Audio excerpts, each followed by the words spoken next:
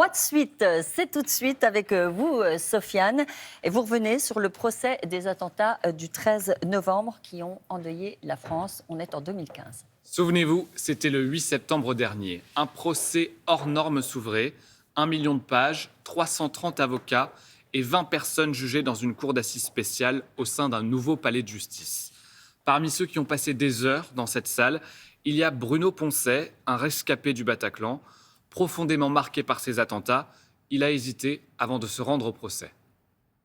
Au départ, déjà, j'étais pas envie de tellement d'y aller, mais après, j'étais happé par tout ce qui s'y passait.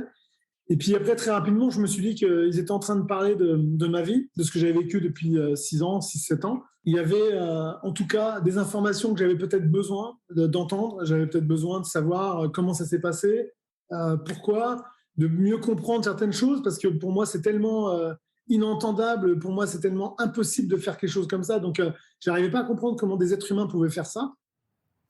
Et au fur et à mesure de l'avancée des débats, Bruno était de plus en plus présent. Il a même fini par y assister tous les jours à ce procès, grâce au soutien de ses collègues et de son employeur qui ils l'ont laissé y aller tous les jours pour vivre ce moment très important pour lui. Et une routine a fini par s'installer avec la cinquantaine de parties civiles qui allaient tous les jours au procès et qui se retrouvaient dans cette salle des pas perdus. Au départ, vous vous mettez quelque part, et puis après, mais comme à l'école, comme quand vous êtes plus jeune, et après vous vous retrouvez à habiter, enfin vous retrouvez à prendre vos habitudes. Et moi, je me suis retrouvé au fond de la salle, comme à l'école, j'étais toujours au fond de classe. Au fond de la salle, j'avais des amis qui étaient devant, qui étaient à côté, voilà. Et à la fin, au bout de quelques semaines, ouais, vous arriviez à voir et vous saviez où étaient les gens. C'est-à-dire que les gens avaient la même place tout le temps. Et même le jour du verdict, où il y avait un monde fou et que c'était très compliqué de pouvoir rentrer, on avait encore nos places. Et près de 1800 personnes se sont portées partie civile, c'est tout simplement du jamais vu. Et ils sont 397 précisément à s'être succédés à la barre en octobre, puis au printemps pour raconter cette soirée des terrasses et du Bataclan. Des images et des extraits audio ont été diffusés pendant le procès, mais ils ont été choisis avec parcimonie, ce qui a fait débat d'ailleurs autour de la question: faut-il tout montrer, faut-il tout entendre de ce qui s'est passé ?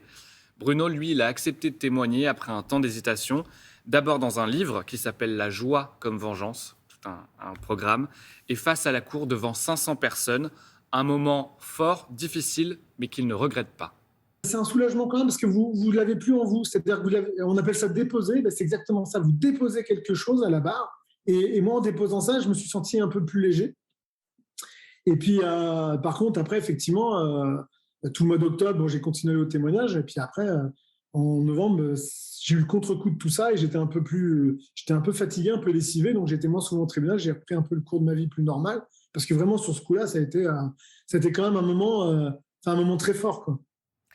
Et le 29 juin, le verdict tombe. Il a été rendu en moins d'1 heure après 148 jours d'audience. Oui, 14 accusés comparaissaient, 6 autres ont été jugés en leur absence. Ils ont tous été condamnés.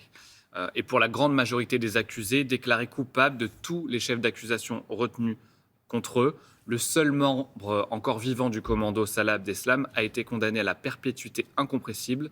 Il ne pourra donc probablement jamais sortir de prison. Ouais, il y a un soulagement, quoi. Il y a un soulagement parce que 10 mois, c'est long. À la fin, ça commençait à être même un peu trop long. Enfin, il y avait des moments où on se demandait quand est-ce que ça allait se finir. Et puis d'un seul coup, voilà, vous passez à autre chose et on vous dit, ça y est, c'est fait. Alors maintenant, on va vivre autre chose. Et d'un seul coup, c'était vraiment la fin. J'ai descendu les marches du palais, puis j'ai été rejoindre mes amis en face, puis pour boire un verre. Alors on était entre acteurs du procès. Et donc on s'est retrouvés là, on a passé du temps ensemble, on a bu un verre. Moi, je suis rentré assez tard, mais c'était vraiment sympa. C'est-à-dire une façon de clôturer le procès. Et il a raison, c'est d'autant plus la fin qu'aucun des condamnés n'a fait appel. Il n'y aura donc pas d'autre procès, ce qui va permettre aux parties civiles d'essayer de tourner la page.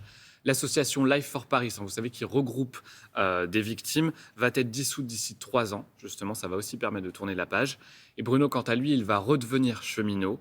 Il souhaite intervenir dans les écoles et dans les prisons pour raconter son histoire et empêcher qu'un nouvel attentat de ce type puisse se reproduire. Et reprendre le cours de sa vie. Merci beaucoup, Sofiane.